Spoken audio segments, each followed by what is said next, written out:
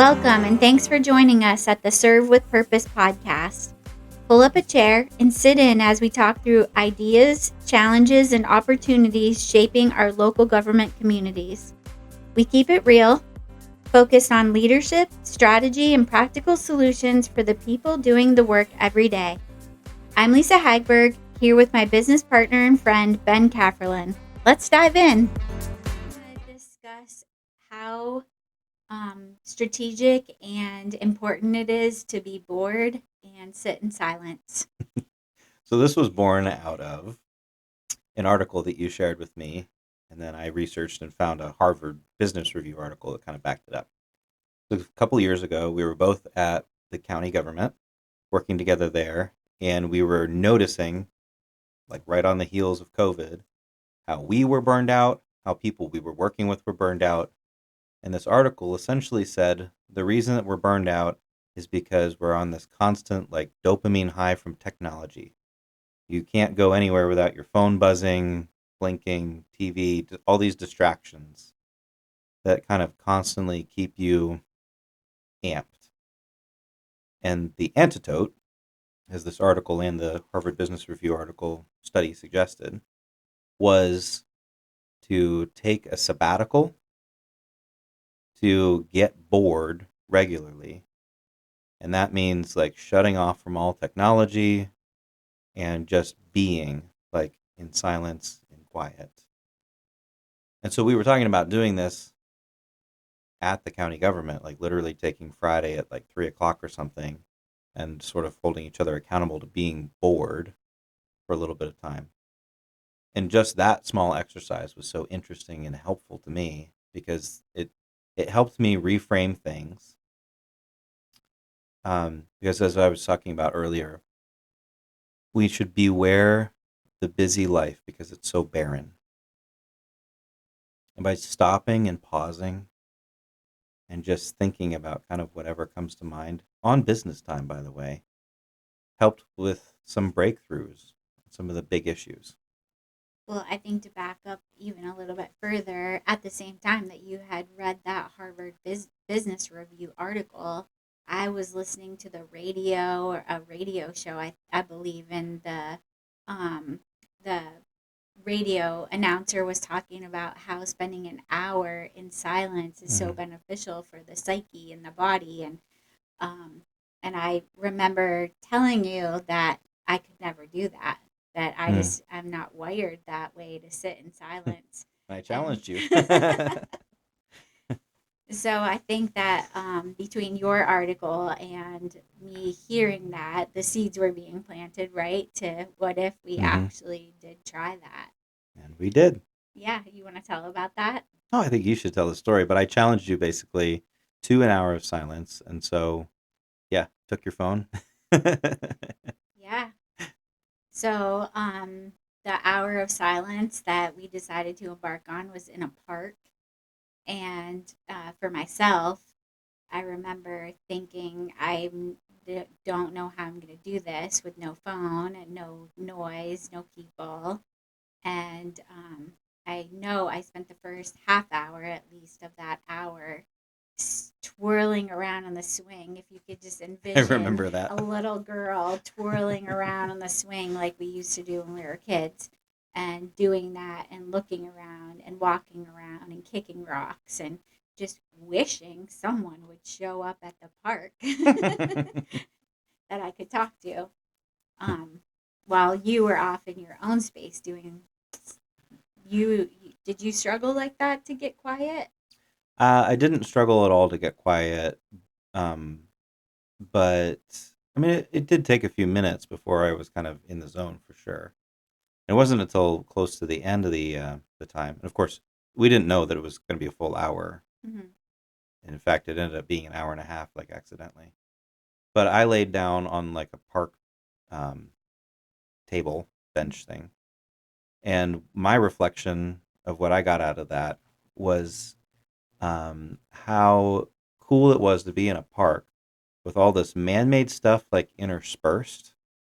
And the point I think that I got from it was we create these structures within the natural world for human flourishing, for thriving, for engagement, for fun. Um, and so it was just like such a stark contrast to me laying down there, like looking at a pavilion and the swing set that you were on over there, whatever, and thinking like these are um, systems. They're man-made products within the ecosystem. So we can't lose sight of the fact that systems or things that we make are for the purpose of human flourishing and not for their sake, right? Hmm. Yeah, that's good.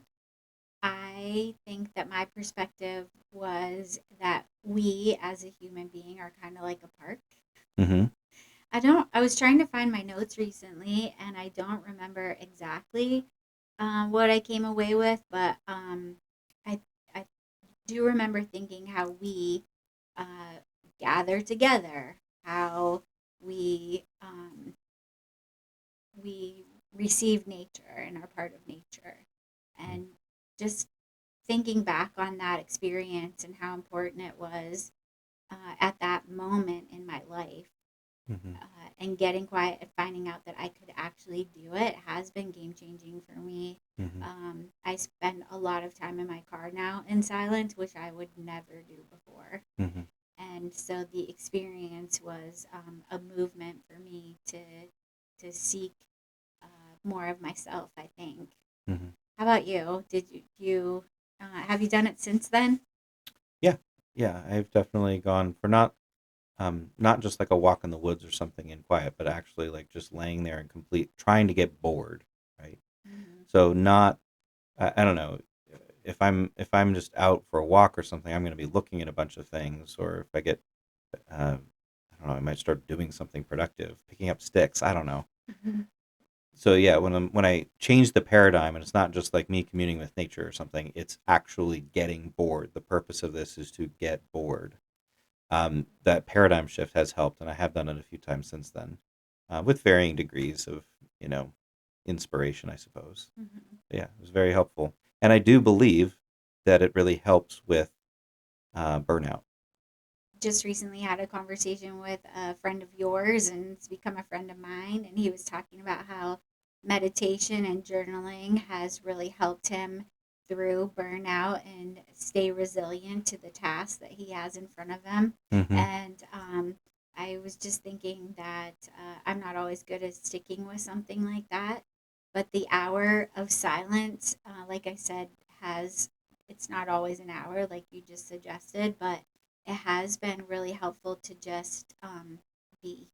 Mm-hmm. And while I'm not journaling or I probably am meditating, just don't realize it, that it really is so good for your body Mm-hmm. and so good for you to continue going. And in our line of work, in the local government setting, sometimes we run into disgruntled people, and I think the grounding aspect of being bored and being silent helps you stay Mm-hmm. true to the purpose that you're seeking, which in our case is to serve community. Yeah, it's that guy is a good example. He is a recently retired township supervisor of a big township where he pushed a lot of really cool but forward-thinking reforms and caught a lot of flack at times.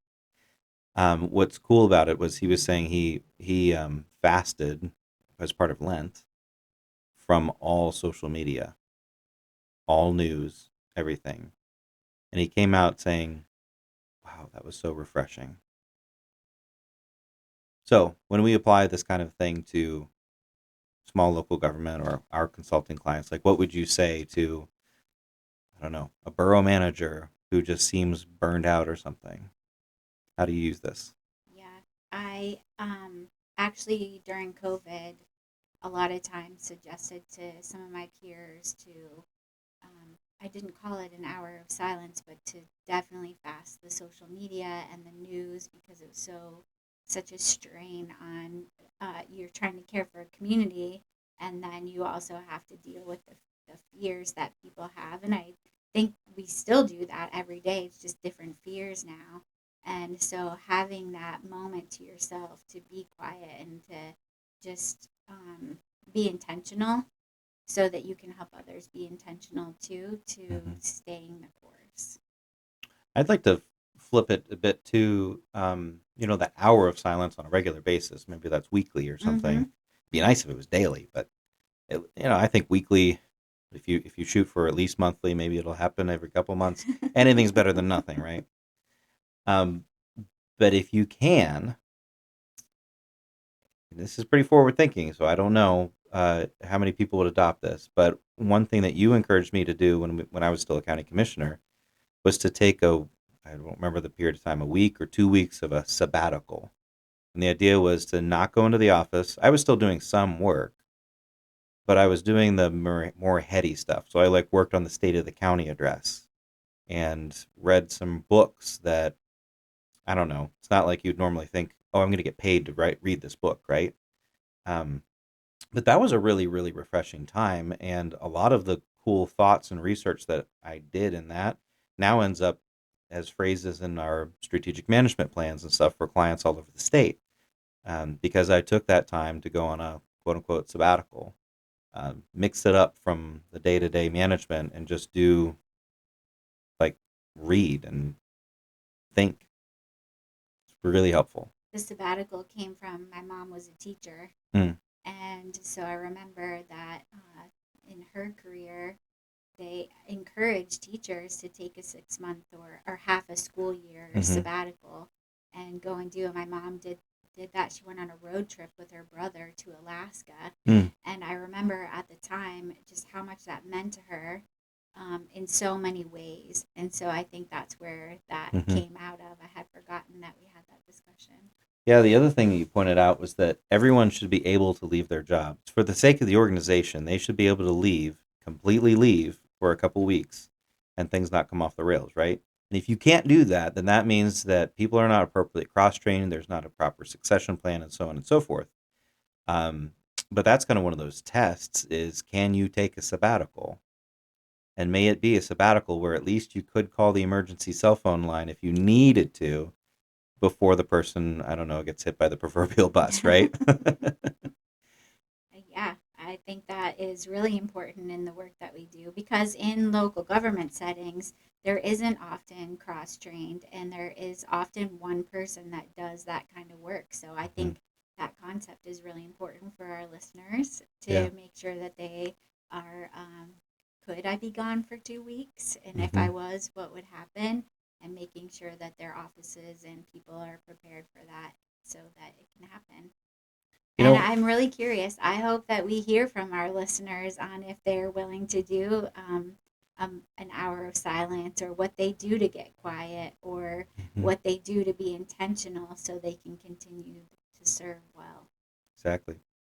Yeah, I'm hopeful that some manager out there hears this, realizes that somebody on their team is burning out, and rather than letting them flame out or quit or whatever, that they give them the time to take a couple weeks, maybe even as a paid sabbatical. Say, Mm-hmm. here's some books, go retool. Don't go on a vacation like to have fun. The point is to live in the weightiness of your job, but spend some time tooling up and really thinking and refreshing. I Yeah, like that. yeah. And if you can't give them 2 weeks and you can give them a minute, I often tell my staff if you are feeling the stress or the weight, go throw your shoes on and go for a walk and Hmm. give yourself a minute and then come back as refreshed as possible when you've been able to think through whatever was on your mind or get through the circumstance that you're working on. And so Hmm. even a half an hour, if you can't do 2 weeks, start with that. Yeah. So we do not want our people to be burnt out. So we want to make sure that we're giving them the tools and we're offering the tools that Hmm. they need to avoid that as When much as possible. I went through some coaching, I don't know, 4 or 5 years ago Mhm. already, and one of the very first lessons that my coach said was she said, "You seem to take pride in being busy and being needed, and that is not a Mm, status." She like encouraged me to, when someone says, "Hey, how are you?" "Oh, I'm busy." Like, don't say that. That's not something to be proud of. yeah, we wear that as a badge, I think. Exactly. And she was telling me like discard that. Now that's not to say that you're not busy. It's not to say to be dishonest. Like sometimes you truly are busy, But I think there also is, when you say you're busy, then that automatically shuts off the conversation that could happen on a relational level. It's like there are days where you're too busy to talk to somebody, but there are a lot of times where I think the opportunity right before you is to love that person that's right in front of you and to be flexible with your schedule. And if you don't have enough margin and you say you're busy, then they're going to say, oh, well, he doesn't have time for me right now. So, yeah, I Mm, think, it's a good thought yeah, yeah, for us to build. be mindful of. Mhm. And then and flipping it too. So yeah, I mean they're busy too. Whoever asks. Right. So I think that's the world that we live in. So then to take the conversation in a more personal. Mhm. It's funny. Um, if you read Stoics, you read Christian theologians throughout history, you find people that say things, the same things, right? Mm-hmm. Journal, spend time in meditation and prayer, Nature. quiet yourself, don't be anxious. It's really simple, but it's not. It's really simple but hard, I suppose. Yeah, I agree. So I guess this is just that clarion call or that push for the person, the listener out there, to say, I am going to very intentionally take 20 minutes every day, an hour once a week, a day once a month, to do those things, partly out of self-care, but also partly because, I guess, speaking as the emergency responder in me, you take care of yourself first so that you can help others. Mm-hmm. Yeah, that's good. So we'd like to ask all our listeners out there, let us know how you're taking care of burnout in your communities, how you're caring for your staff and allowing them to care for themselves, what kind of tools you're offering to them. And if you've enjoyed this podcast, we ask that you would like and share and subscribe. And we hope to see you on the next one.